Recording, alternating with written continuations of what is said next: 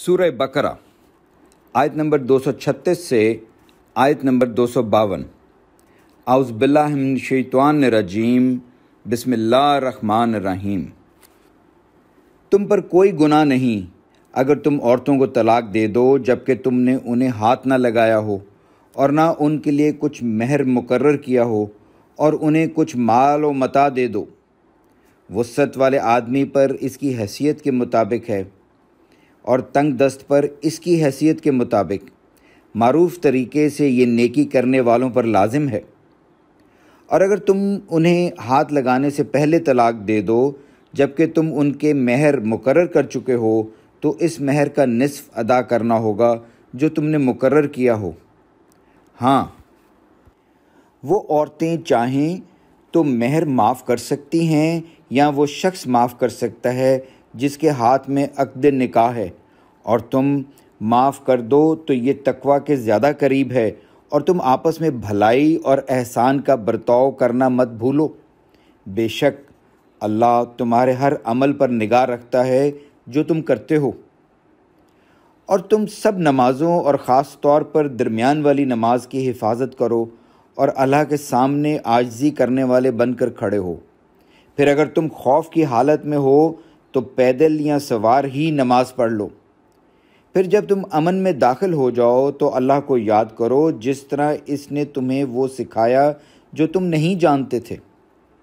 اور تم میں سے جو لوگ وفات پا جائیں اور بیویاں چھوڑ جائیں، ان پر اپنی بیویوں کے حق میں وصیت کرنا لازم ہے کہ انہیں خرچ دیا جائے، اور ان کو 1 سال تک گھر سے نہ نکالا جائے۔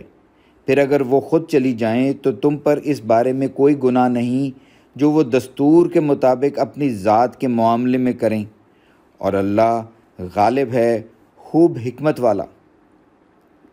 اور جن عورتوں کو طلاق دے دی گئی ہو انہیں بھی دستور کے مطابق کچھ دے دلا کر رخصت کیا جائے، یہ متقی لوگوں پر لازم ہے۔ اللہ اسی طرح تمہارے لیے اپنی آیتیں بیان فرماتا ہے تاکہ تم سمجھو۔ اے نبی، کیا آپ نے ان لوگوں کو نہیں دیکھا جو اپنے گھروں سے موت کے ڈر سے نکلے، اور وہ کئی ہزار تھے؟ پس اللہ نے ان سے کہا تم مر جاؤ، پھر اس نے ان کو زندہ کر دیا۔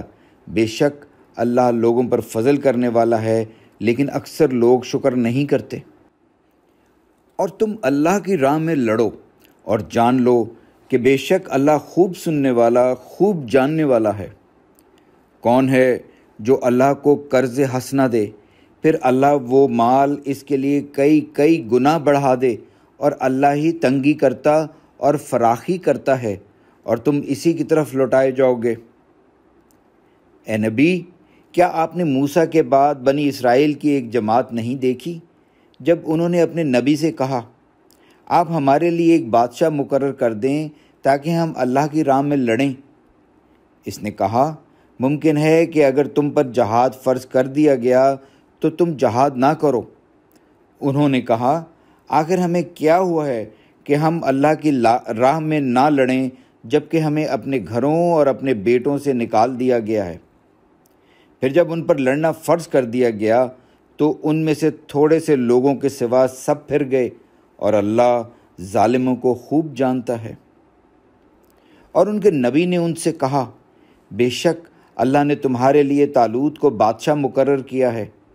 انہوں نے کہا ہم پر اس کی بادشاہی کیسے ہو سکتی ہے جبکہ ہم بادشاہی کے اس سے زیادہ حقدار ہیں، اور اسے مال کی وسعت نہیں ملی۔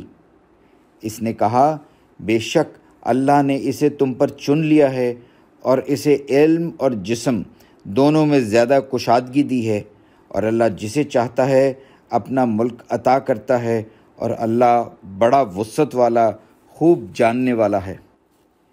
اور ان کے نبی نے ان سے کہا بے شک اس کی بادشاہی کی نشانی یہ ہے کہ تمہارے پاس وہ صندوق آئے گا جس میں تمہارے رب کی طرف سے تسکین اور وہ بقیہ چیزیں ہوں گی جنہیں آل موسیٰ اور آل ہارون چھوڑ گئے تھے، اسے فرشتے اٹھا کر لائیں گے۔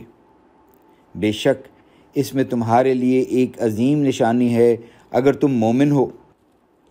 پھر جب طالوت فوجیں لے کر نکلا تو اس نے کہا بے شک اللہ تمہیں ایک نہر کے ذریعے سے آزماتا ہے، پس جس نے اس سے سیر ہو کر پانی پیا تو وہ مجھ سے نہیں، اور جس نے اس کا پانی نہ چکھا تو یقیناً وہ میرا ہے۔ ہاں، کوئی اپنے ہاتھ سے ایک آدھ چلو بھر لے تو حرج نہیں۔ پھر ان میں سے تھوڑے لوگوں کے سوا سب نے اس نہر کا پانی پی لیا۔ پھر جب طالوت نے وہ نہر پار کر لی اور ان لوگوں نے بھی جو اس کے ساتھ ایمان لائے تھے، تو انہوں نے آپس میں کہا، آج ہم میں جالوت اور اس کی فوجوں کے خلاف لڑنے کی طاقت نہیں۔ وہ لوگ جو اس بات کا یقین رکھتے تھے کہ بے شک وہ اللہ سے ملنے والے ہیں، انہوں نے کہا، کئی بار چھوٹی سی جماعت اللہ کے حکم سے بڑی جماعت پر غالب آتی ہے، اور اللہ صبر کرنے والوں کے ساتھ ہے۔ اور جب وہ جالوت اور اس کی فوجوں کے مقابلے پر نکلے تو انہوں نے کہا، اے ہمارے رب، ہم پر صبر ڈال دے اور ہمارے قدم جمائے رکھ، اور اس کافر قوم کے مقابلے میں ہماری مدد فرما۔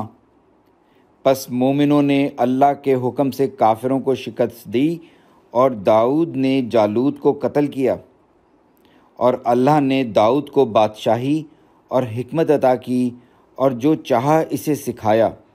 اور اگر اللہ انسانوں کے ایک گروہ کو دوسرے گروہ کے ذریعے سے ہٹاتا نہ رہتا تو یقیناً ساری زمین کا نظام بگڑ جاتا، لیکن اللہ دنیا والوں پر بڑا فضل کرنے والا ہے۔ یہ اللہ کی آیتیں ہیں، ہم حق کے ساتھ آپ پر ان کی تلاوت کرتے ہیں، اور بے شک آپ رسولوں میں سے ہیں۔ الحمدللہ۔